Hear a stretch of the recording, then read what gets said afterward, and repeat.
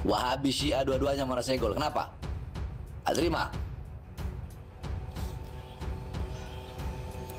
Wahabi sama Syiah itu sama kayak kotoran dibelah dua.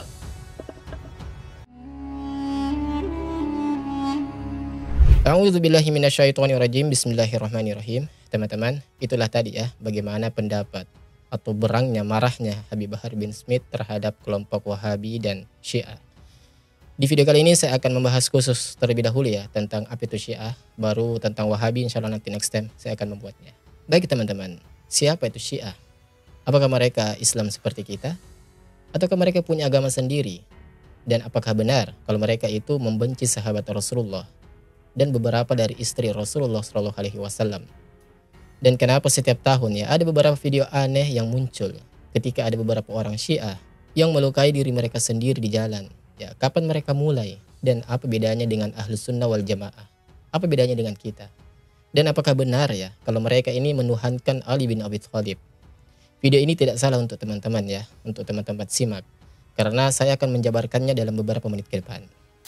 Baik teman-teman, saya kalau membaca tentang sirah Rasulullah Shallallahu Alaihi Wasallam ya, saya terkadang sedih. Ya. Saya sangat suka dengan sirah Nabawiyah. Ya. Saya sangat rindu sama Rasulullah. Kita saja yang belum pernah ketemu Rasulullah, belum pernah melihat Rasulullah, tetapi sudah cinta Rasulullah seperti ini.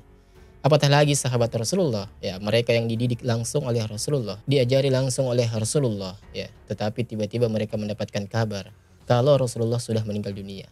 Pasti mereka bingung sekali ya. Apa yang harus kita lakukan sekarang? Siapa yang bakal memimpin umat Islam setelah ini? Ya. Dalam peristiwa sensitif ini, maka terjadilah sebuah kejadian yang insya Allah akan menjelaskan soal Syiah ini. Harap teman-teman fokus dan khususnya terhadap nama-nama yang nanti saya akan sebutkan ya, karena ini sangat-sangat penting. Para sahabat Ansar, penghuni Mekah, berkumpul di sebuah tempat namanya Saqifah Bani Sa'idah yang sekarang namanya ya, untuk membahas siapa yang bakal menjadi pemimpin umat Islam saat itu ya, siapa khalifah mereka. Mereka diskusi dan mereka sepakat nih kalau orang yang paling cocok untuk menjadi khalifah mereka adalah Sa'ad bin Ubaidah. Sa'ad bin Ubaidah adalah khalifah pertama. Tetapi teman-teman, sepertinya ada yang kurang ya, ada yang tidak beres. Para muhajirin tidak ikut. Ya. Muhajirin itu orang yang datang dari Mekah, seperti Abu Bakar, Umar, Khalid bin Walid. Semuanya ini tidak ikut. Ya. Jadi ketika Abu Bakar dan Umar mendengar kabar kalau para Ansar berkumpul, mereka langsung menyusul ke sana nih. Ada yang masih ingat nama tempatnya? Ya, Saqifah Bani Sa'idah. Ya, tempat pemilu pertama dalam Islam. Mereka ke sana dan berbicara dengan Ansar dan menjelaskan kalau lebih baik demi kepentingan umat Islam kalau khalifah pertama itu dari Muhajirin, dari Quraisy, bukan dari Ansar, supaya suku-suku yang lain yang di luar Mekah dan Madinah senang dengan keputusan ini. Dan alhamdulillah Al-Ansar setuju, tidak ada yang bentrok, dan yang menjadi khalifah pertama bukan Sa'ad Ubaidah, tetapi siapa? Abu Bakar As-Siddiq radhiyallahu an. Ya kita pasti tahu lah ya, nama sahabat yang sangat terkenal ini, Abu Bakar As-Siddiq radhiyallahu an, khalifah pertama. Tetapi perhatikan sesuatu teman-teman, di pertemuan yang sangat penting ini, di sekitar Bani Sa'idah, ada satu orang yang sangat penting tidak hadir. Kira-kira itu siapa teman-teman? Ya, ayo coba, silakan teman-teman tebak. Ya, dia adalah Ali bin Abi Thalib radhiyallahu an. Dan dari situlah muncul Syiah ini teman-teman. Ya. Syiah dalam bahasa Arab itu artinya pendukung, pensupport, kelompoknya fulan, pendukungnya fulan, golongannya fulan. Ya, itu artinya dalam bahasa Arab ya. Dan kata Syiah disebut di Al-Quranul Karim, wa inna min syi'atihi la Ibrahim. Dan sungguh Ibrahim termasuk golongannya Nuh. Jadi secara bahasa, jika kita bilang Syi'ata Ali, artinya kelompoknya Ali. Syi'ata Utsman, artinya kelompoknya Utsman. Baik teman-teman, kembali kepada pembahasan. Setelah pertemuan Saqifah Bani Sa'idah itu, muncul kelompok kecil yang berpendapat bahwa Ali bin Abi Thalib radhiyallahu an yang seharusnya menjadi khalifah, bukan Abu Bakar As-Siddiq. Ali bin Abi Thalib yang seharusnya khalifah, karena beliau dari keluarga Rasulullah SAW dan beliau dikasih tahu oleh Rasulullah bahwa beliau akan menjadi khalifah pertama, Khalifatul Rasulillah. Dan pasti ya teman-teman, tentunya hal ini adalah sesuatu yang tidak benar menurut kita Ahli Sunnah wal Jamaah. Awalnya teman-teman, kelompok ini tuh kecil, benar-benar tidak pengaruh, khususnya setelah Ali bin Abi Thalib sendiri ya mengakui Abu Bakar As-Siddiq sebagai khalifah. Tetapi teman-teman, seiring berjalannya waktu, kelompok ini mulai berkembang dan ideologi mereka itu mulai tersusun ya. Sampai hari ini teman-teman, kelompok ini pemikirannya berkembang terus. Kemudian muncul pertanyaan, kenapa mereka tidak suka sahabat Rasulullah dan beberapa dari istri Rasulullah? Baik teman-teman, setelah satu buku yang saya belajar dari seorang masyayikh adalah buku yang sangat besar namanya Al-Firqul wal Madzabil Islamiyah. Buku ini informasinya banyak sekali ya dan sangat kompleks. Jadi di sini teman-teman saya akan berusaha bikin soal Syiah itu lebih sederhana ya. Tetapi sebenarnya soal Syiah itu tidak sesederhana yang kita pikirkan dan perlu pembahasan yang jauh lebih mendalam.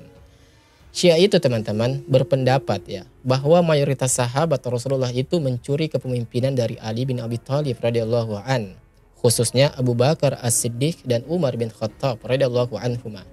Karena mereka berpendapat ya bahwa mayoritas sahabat Rasulullah itu melanggar hukum Allah, yaitu Ali bin Abi Thalib harus menjadi khalifah. Karena di dalam akidah Syiah, pemimpin umat Islam itu tidak bisa dipilih oleh umat Islam sendiri, melainkan pemimpin umat Islam itu langsung dipilih oleh Allah Subhanahu wa taala.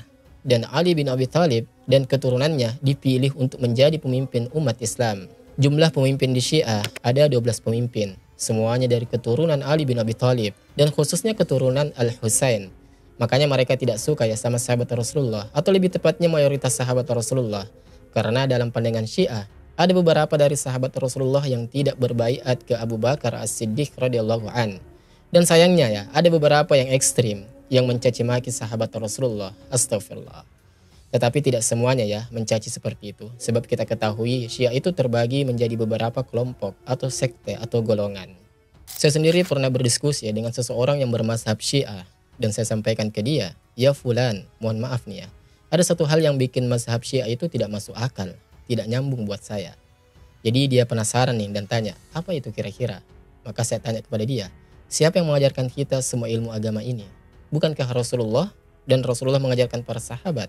Makanya hari ini ya kita bisa belajar ilmu agama, bisa menuntut ilmu berkat sahabat-sahabat ya tabi'in. Kok bisa semuanya buruk di mata kamu dan semuanya melanggar perintah Allah? Bukankah Rasulullah yang mendidik mereka? Bukankah Rasulullah yang mengajarkan mereka? Apakah Anda bermaksud bahwa Rasulullah gagal mendidik mereka? Astagfirullahaladzim. Atau Anda bermaksud bahwa ilmu agama yang kita dapat hari ini itu kurang lengkap? Astagfirullah. Dan ada satu lagi nih, siapa penulis wahyu? Kan sahabat Rasulullah SAW. Kalau mereka memang orang yang buruk dan melanggar hukum Allah, kan mereka bisa salah tulis tuh Al-Quran. Berarti Al-Quran yang ada di kita hari ini? Astagfirullah. Itu teman-teman ya. Dan dia tidak bisa menjawab pertanyaan-pertanyaan saya.